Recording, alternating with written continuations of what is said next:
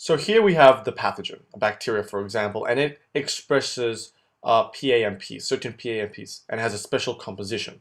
Now, the complement protein can help in the phagocytizing process. So the complement proteins can bind to this pathogen as well. And the macrophage can identify this pathogen either by receptors that recognizes the PAMPs, such as a toll-like receptor, and also it can also recognize a pathogen by the complement protein on it. So with the complement receptor recognizing the complement protein on the pathogen. And so with this, the macrophage can engulf this pathogen and form a phagosome, not a phagolysosome. This is an error here. And the macrophage also contains a lysosome, which has basically an acidic environment within it, with many enzymes such as hydrolases. And this lysosome and phagosome will combine together to form a phagolysosome. When it does this, the acidic environment will essentially destroy this pathogen into small bits and pieces, into small antigens as well. Now, what good is this? The macrophage can actually now take the antigen and express it on its cell surface through an MHC receptor. So therefore, a macrophage is known as an antigen-presenting cell. With this, the macrophage can also stimulate the adaptive immune cells within the lymph node. This is exactly the same as a dendritic cell. The dendritic cell is also an antigen-presenting cell. So now, the macrophage and dendritic cell, for example, once they have engulfed this pathogen and is beginning to express it, it will start secreting cytokines as well to enhance the immune response. And so the cytokines secreted by the macrophage and the dendritic cells are cytokines CXCL8, which attracts more leukocytes. Also interleukin 6, which activates the lymphocytes, the B and T cell, and stimulates the liver to make more proteins for the immune response. And it will also secrete cytokines interleukin 1B, which increases vascular permeability, allowing more leukocytes to enter the specific tissue. Interleukin 12, which activates the natural killer cells and differentiation of a naive CD4 cell into a T helper 1 cell. And finally, lastly, it also secretes tumor necrosis factor alpha, or TNF alpha, which is a pro-inflammatory cytokine important in stimulating, promoting the inflammatory response. Now, let's just concentrate on a macrophage again, specifically a macrophage, not a dendritic cell, an activated macrophage, and see what it causes throughout the body during a pathogen invasion and infection, for example. So activated macrophage secretes cytokines such as interleukin 1B, interleukin 6, and TNF alpha. So what does this do to different organs in the body and to our body itself? Well, it will stimulate the liver, for one, and it will stimulate the liver to produce many different types of substances, proteins, such as fibrinogen, important in repair, and then it also secretes the liver also secretes a protein called C-reactive protein, which is a mediator of inflammation, and it's also used to measure inflammation within our body. The liver also produces a mannose-binding lectin, which is an important component of the complement system. It activates a certain pathway in the complement system.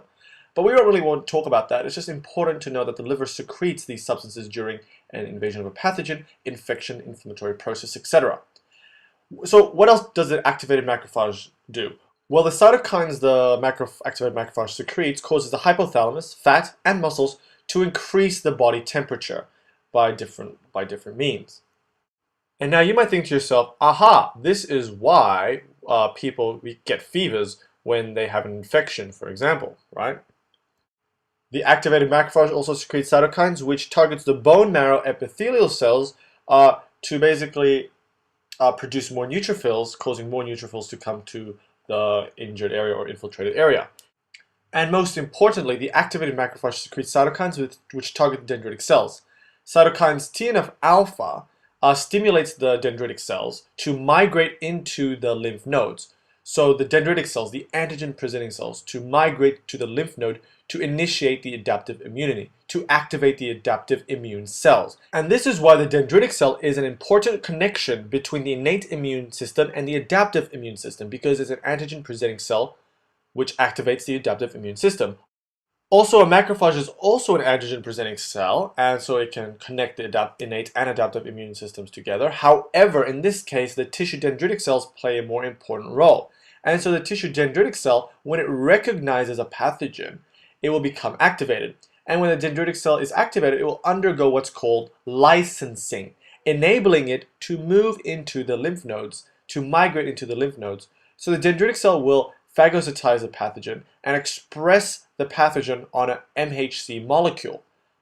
Begin processing it to express it on an MHC molecule. And then once it does this, it will undergo licensing, which basically where the dendritic cells begin expressing certain protein on the cell surface. Proteins, for example, CCR7 here in orange. And CCR7 is essentially like a magnet which has an attraction to chemical signals coming from the lymph node, chemokines. So just to draw again here, we are in the site of inflammation and infection here, where the pathogen has infiltrated the body. Okay, and so this activated dendritic cell, as I mentioned earlier, expresses, for example, CCR7, which is attracted to a chemokine CCL21, produced by the lymph nodes, allowing the dendritic cell to travel through the lymph vessel and travel to the lymph node because of this attraction between CCR7 and CCL21. So here we have the activated dendritic cell with the antigen of the pathogen on the MHC complex, with the expressed CCR7 on the cell surface, will be attracted to the chemokine CCL21 and travel to the lymph node through the lymph vessel as shown here. And so this lymph vessel is traveling towards the lymph node with the dendritic cell. Let's just leave the dendritic cell there for now and we'll go back to it. So what else do we find in this site of infection, site of inflammation? So we have possibly infected macrophage if the macrophage somehow becomes infected. And so what happens to an infected cell or an infected macrophage is that a natural killer cell will typically come along and kill the infected cell, and through apoptosis or some cell destruction. And the process in which the natural killer cell kills an infected cell is a bit more complex, because it includes inhibitory signals and stimulating signals, but it'll be for another video. And also neutrophils will of course quickly go inside the area of infiltration. And let's just say after some time, many cells become infected around this area. And so it is important that the adaptive immune cells become activated. And so in the next video, what we'll concentrate on is how the dendritic cell will travel to the lymph node and activate the adaptive immune cells, because it's bringing the antigen of the pathogen with it. So that's for the next video.